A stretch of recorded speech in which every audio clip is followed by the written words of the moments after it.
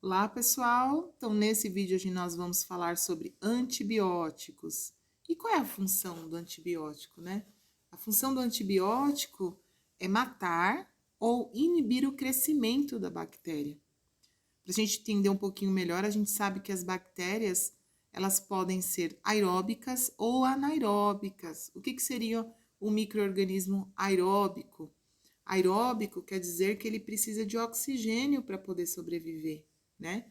Se ele tiver ausência de oxigênio, ela morre, esse micro-organismo vai morrer. Já o anaeróbico, ele não pode ter oxigênio, que com a presença de oxigênio, ele acaba morrendo. Nós temos nas infecções odontogênicas, né? A gente sabe que as infecções, ela é gerada por um micro-organismo onde ele vai ocasionar a inflamação e da inflamação vai acabar gerando essa infecção. Nas infecções odontogênicas, nós temos micro-organismos tanto aeróbicos como anaeróbicos facultativos e anaeróbicos restritos. Então, o que seriam esses anaeróbicos facultativos? Os facultativos, ele é um micro-organismo que ele é anaeróbico, ou seja, não precisa ele não pode ter oxigênio para sobreviver, só que ele é muito mais do que anaeróbico, porque se caso ele entrar em contato com o oxigênio, ele não vai morrer. Aí ele acaba fazendo a função aeróbica, né? É que nem carro flex, né? Que você tem álcool e gasolina, é mais ou menos, entre aspas, isso. Ele tem as duas funções. Ele é anaeróbico, mas em caso de necessidade ele vira aeróbico. Então, por isso que nós chamamos de facultativo. Já os anaeróbicos restritos, não. Ele é somente anaeróbico. Se entrar em contato com oxigênio, esse micro-organismo vai morrer. Então, vamos começar então com as classificações. Vamos falar primeiro dos bacteriostáticos, né? Os bacteriostáticos, quando a gente vê esse finalzinho estático, estático quer dizer o quê? Parado. Ou seja, ele vai inibir o crescimento bacteriano. Ele não vai matar a bactéria, ele vai parar, ele vai inibir o crescimento dessa bactéria, né? E a eliminação dessa bactéria, desse micro-organismo, vai depender do seu corpo, né? Ou seja, da imunocompetência do organismo. Então, o organismo vai ter que combater essa bactéria.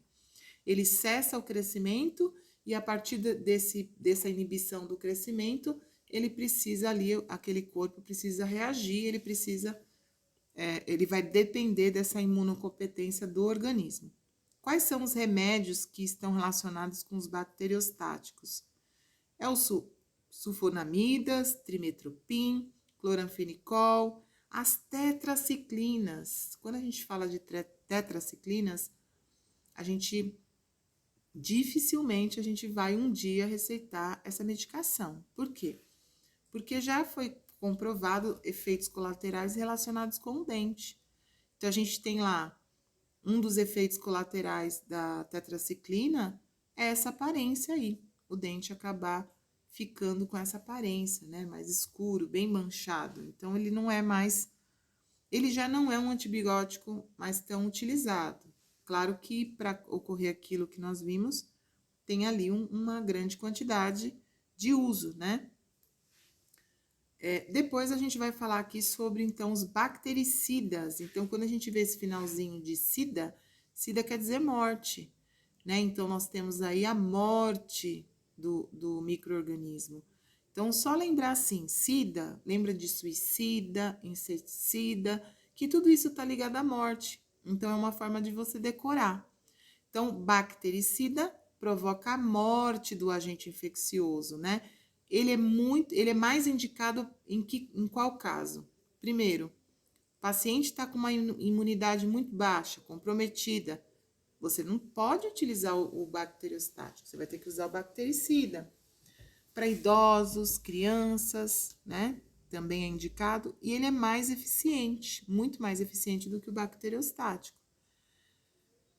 É o que nós vamos, na realidade, utilizar, é o que mais nós vamos utilizar, né? O bactericida, que é no caso da penicilina.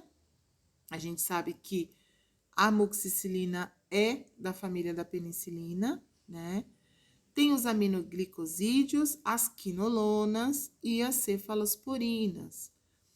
só para reforçar, as cefalosporinas, né, e as penicilinas, elas têm anel beta-lactâmico.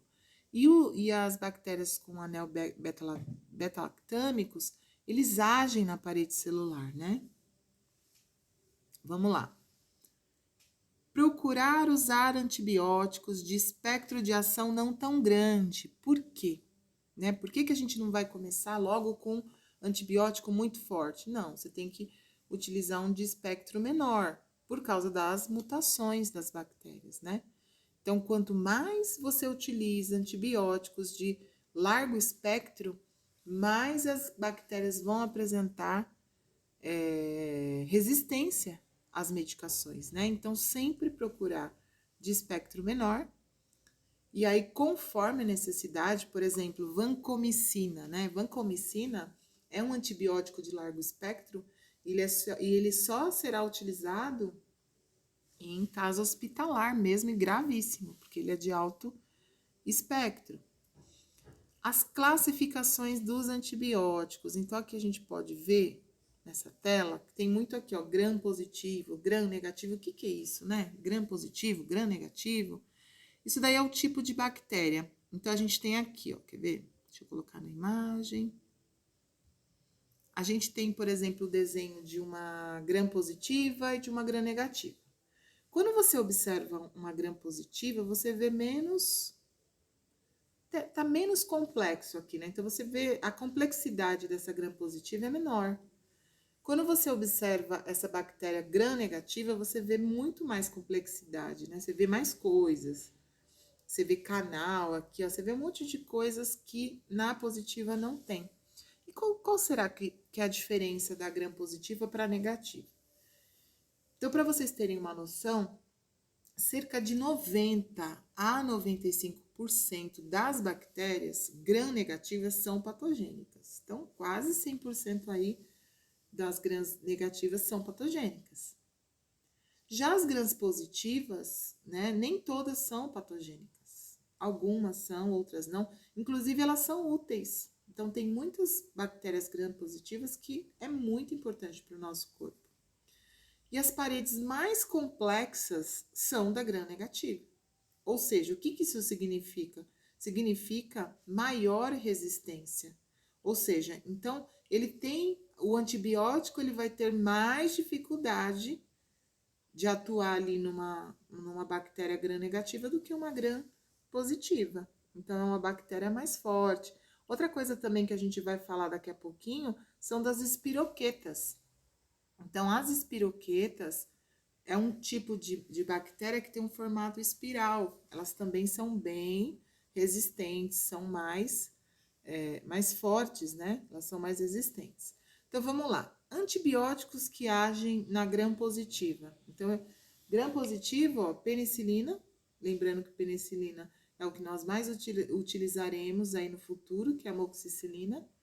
Os macrolídeos, as lincosaminas, a rifamicina e a vancomicina, que essa a gente não vai utilizar nunca, né? Porque é mais hospitalar mesmo. Os antibióticos gram-negativos, que atuam na bactéria gram-negativa, são os aminoglicídios, que é a gentamicina, e a polimixinas. Agora, os antibióticos que atuam nos dois, tanto em bactérias gram-positiva como em bactérias gram-negativa, são as penicilinas, que é o que nós vamos utilizar, cefalosporinas, tetraciclinas, lembra que eu falei que esse antibiótico aqui tem aquele efeito colateral lá no dente? E o cloranfenicol, tá? E as penicilinas, lincosaminas, tetraciclinas, cloranfenicol e metronidazol, elas agem nas bactérias anaeróbicas, né? Também. Vamos lá. Os antibióticos agem sobre a bactéria e não destrói as nossas células. Então, vamos supor, os antibióticos vão atacar, sim, as bactérias, mas não ataca o nosso corpo. Ataca o micro-organismo patogênico, né? Consequentemente, que nem nós vimos lá, que as bactérias gram-positivas, ela também ela tá no nosso corpo e às vezes ela tá para o nosso benefício. Então, por isso que às vezes a gente toma um antibiótico e ele acaba mexendo com a flora intestinal, porque lá a gente sabe que tem muitos micro-organismos, né? Então ele acaba também agindo nessas bactérias, né? Vamos lá, mecanismos de ação das drogas. Então a gente tem os mecanismos de ação das drogas. Primeiro aqui que eu vou falar é sobre o ácido fólico. Então, esse tipo de medicamento, que são as sulfas ou o trimetoprim, eles agem no ácido fólico da bactéria, né? Fazendo com que a bactéria seja destruída. E aí ela tem o quê? Ela tem uma falta, né? Uma falta de ácido fólico, elas acabam não fazendo a síntese de DNA. Então, quem são esses medicamentos que agem no ácido fólico? Sulfas ou trimetoprim. Uma dica, gente, ela não cobrou isso na prova anterior, então provavelmente eu acho que tem uma grande chance de ela cobrar agora medicação, né, que vai agir no ácido fólico da bactéria. Eu continuo no próximo vídeo, tá? Até logo!